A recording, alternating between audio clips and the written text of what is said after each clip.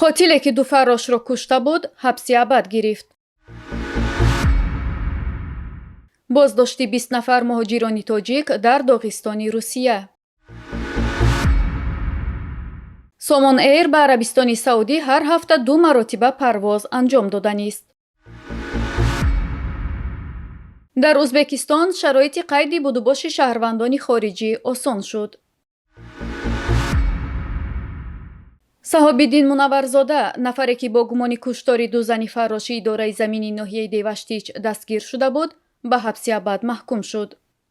در این باره ازیا پلیس با استناد به قاسم زاکیروف، پدر یکی از زنهای کشته شده و یک منبع دیگر از دادگاه ولایت سوخت اطلاع داده است. طبق اطلاع دسترس گردیده، حکم 2 روز قبل 30 ینور از جانب سود ولایت سوخت صادر شده است.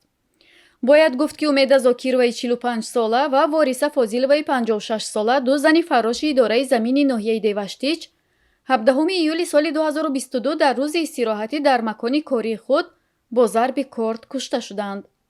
صحابالدین منورزاده، متخصص پیشبر اداره زمینی ناحیه، همچون گمانبر اساسی در کشتار بازداشت شده بود. قاسم زاکیروف، پدر امید زاکیرova گفته است مرافعه در بازداشتگاه موقتی شهر استراوشن از جانب سودیه‌های سودی ولایت سوخت بررسی شد و در نهایت صحابالدین منورزاده با ماده 104 قسم 2 کدکس جنایتی جمهوری تاجیکستان عیبدار و به حبس ابد محکوم گردید. قاسم زاکیروف پس از اعلان حکم گفت که از حکم راضی است. نظر پیوندان و وکیل دفاع صحابالدین منورزاده عاید به حکم تا حال دسترس نیست و همچنین دقیق نیست که آیا از بالای حکم شکایت میکنند یا نه. در داغستان روسیه 20 نفر مهاجران تاجیک زیاده از 2 ماه باز در بازداشتگاه موقتی هستند. مقامات شهر مخچقاله 15 مرد و 5 زن تاجیکستانی را به گناه نقض قانونهای مهاجرت دستگیر کردند. به اطلاع رادیوی آزادی، این نفران برای کار در ساختمان به داغستان رفته بودند ولی نتوانستند مهلت ثبت اقامتشان را دراز کنند. گفته می شود بعضی از آنها پس از اخراج از روسیه با نام و نسب دیگر وارد این کشور شدند.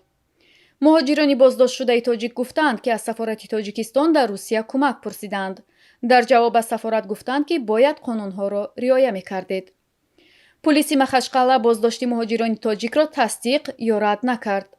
نوبتداری اداره امور داخلی شهر به رادیوی آزادی گفت در این باره تنها طریق مکتوبی رسمی پاسخ می‌دهند. این مهاجران گفتند می‌ترسند که مبادا به جنگ ضد اوکراین فرستاده نشوند. بنا به معلوماتی نشر شده، اکثر بازداشت شدگان از شهر باختر بودند. بینشان دخترانی قدرس نیز بوده است. راهبریت مقامات هوانوردی تاجیکستان اعلام کرد که در آینده نزدیک مسافران می توانند به ارومچی، جده، تیفلیس، باکو و اسلام آباد از دوشنبه مستقیم پرواز کنند.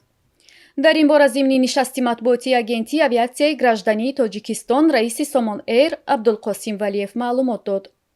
ولیف گفت که پرواز به تهران الکی آغاز گردیده فعلا 1 پرواز در هفته را تشکیل می دهد. او علاوه نمود که آینده نزدیک شماره پروازها را به 2 عدد در 1 هفته می رسانند. به اطلاع او پروازها به ارومچی نیز بعد تنفس طولانی 8 فوریه آغاز گردیده در مرحله اول هفته 1 بار و از ماه مارس 2 باری انجام داده می شوند.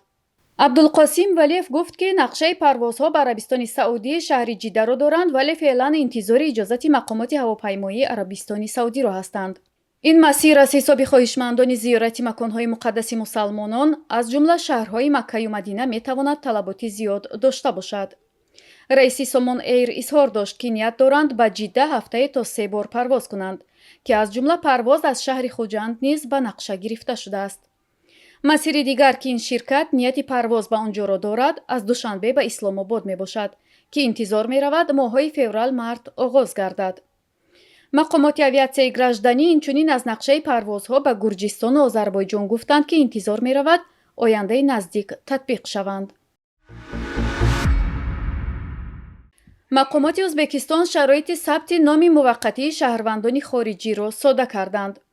اکنون طلبات گرفتن اجازتنامه از مقامات داخلی برای به قیدگیری موقتی شهروندان خارجی و شخصانی به شهروند که قاعده‌های بود و باش در کشور را ویران کردند و یا دیگر قانون شکنی ها صادر کردند بکار کرده می شود.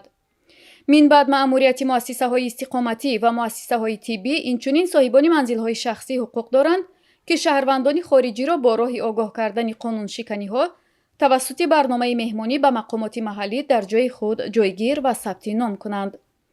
در گزارش گفته می شود که این تغییرات در قانون از 31 ینوری سال جاری به اجرا درآمد.